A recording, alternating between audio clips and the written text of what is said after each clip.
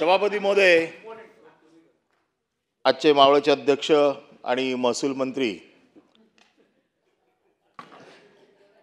बावनकुळे साहेबांनी अतिशय सविस्तर उत्तर दिलेले आहे आणि त्यांच्या ताकदीचा मला अंदाज आहे। एक यशस्वी दमदार मुख्यमंत्र्यांचे अतिशय जवळचे आणि त्यांचे अधिकार पण त्यांनी सांगितलेत की पोलिसाला सस्पेंड करायचे अधिकार आहेत, महसूल खात्याच्या तलाठ्यांना अधिकार आहेत।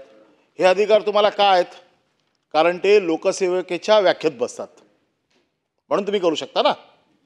नॉर्मल माणसाला तुम्ही पोलिसाकडेच द्याल। आमदार वाळू पकडतायत, बरोबर आहे, आमदार देखील लोकसेवेच्या व्याख्येमध्ये बसतो, पण महसूल राज्यमंत्री वाळू पकडतायत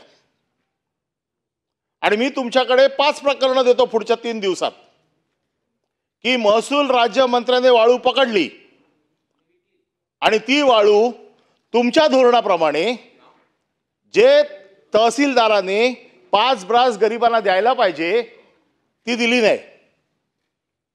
आता माझा साधा प्रश्न आहे, जी ताकद, जी हिम्मत एक कणखर महसूल मंत्री म्हणून तुम्ही तलाठ्याच्या बाबतीत वापरताय, तहसीलदारच्या बाबतीत वापरताय, आरटीओच्या बाबतीत वापरताय, ज्या महसूल मंत्र्याने वाळू पकडले त्या ठिकाणचे फोटो, त्या ठिकाणचा एंट्री, जिकडे एंट्री होते ना की बाबा आज महसूल मंत्र्यांनी राज्यमंत्र्यांनी व्हिजिट केली, तिकडचा तुम्हाला अहवाल ती कॉपी देतो।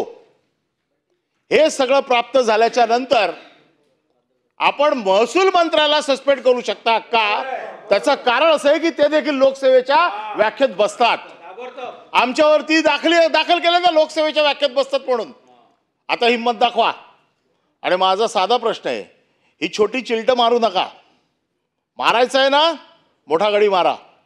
आणि तुमच्या हिमतीची तर मी दाद देईनच, कारण मला माहिती आहे तुम्ही एकदम ताकदवर आहात। आज सभागृहाला नाही, तुमच्या माध्यमातून महाराष्ट्राच्या तमाम 12 कोटी जनतेला कळू देत की महसूल राज्यमंत्र्याचं देखील चोरी असेल तर आम्ही ती मान्य करणार नाही। सरकारचा कणखरपणा दाखवण्याची ही वेळ आहे, आता उत्तर द्या। महसूल मंत्री आता isakal.com आहे देशातील नंबर 1 ची मराठी न्यूज वेबसाईट। प्रत्येक अपडेटसाठी